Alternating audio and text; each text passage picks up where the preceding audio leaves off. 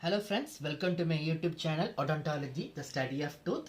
So today we are going to see an interesting topic on the chapter oral histology, that is development of tooth.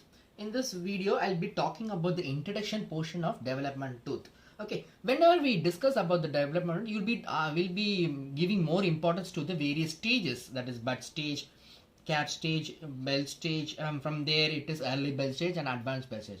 But before that, you are talking about the various stages.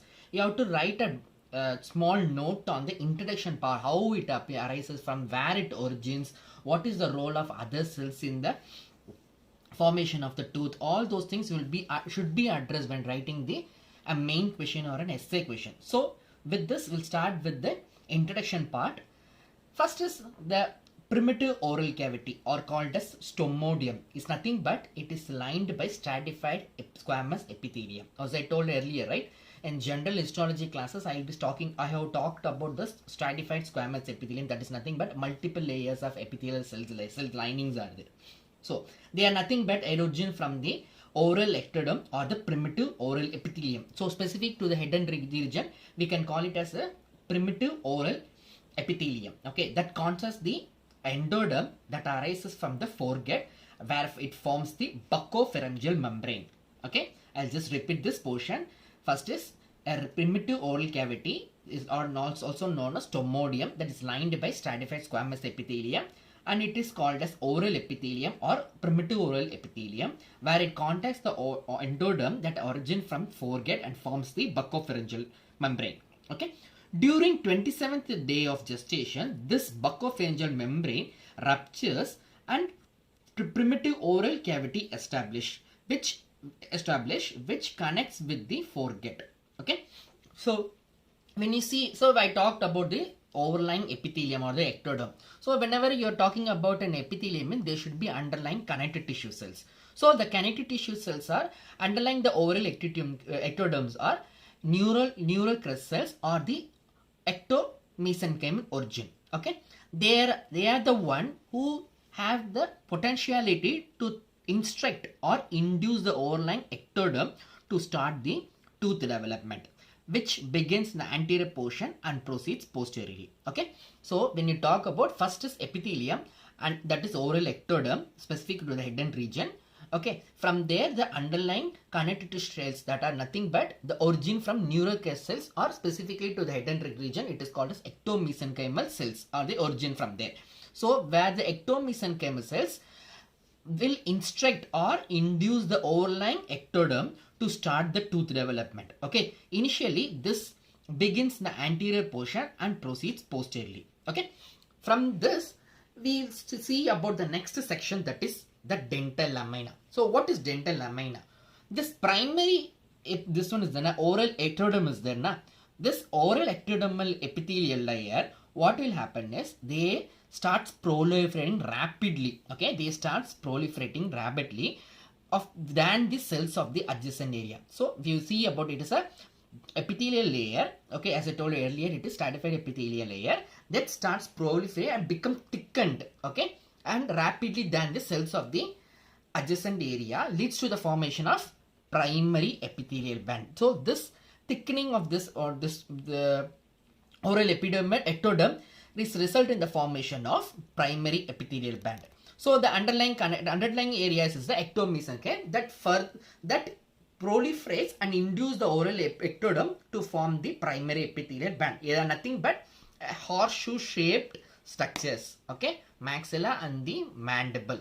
Okay, they are nothing but horseshoe shaped future dental arches. From there only a small bulb or bud like structure will be seen, where your bud stage starts. Okay, so before this bud stage happens, or the stages of tooth development, what happens to the primary epithelial bands? So as I told earlier, that is, this primary epithelial band will get thickened and divides into two portions. Okay, during the 7th week of gestation, that is, lingual portion or the inner process is called as dental lamina, and outer or buccal process is called as vestibular lamina. This dental lamina, from there only here small bud like structures arises. That portion will form the deciduous teeth, where the vestibular lamina will form the lip furrow band, and result in the formation of vestibules. Okay, oral vestibule result in formation.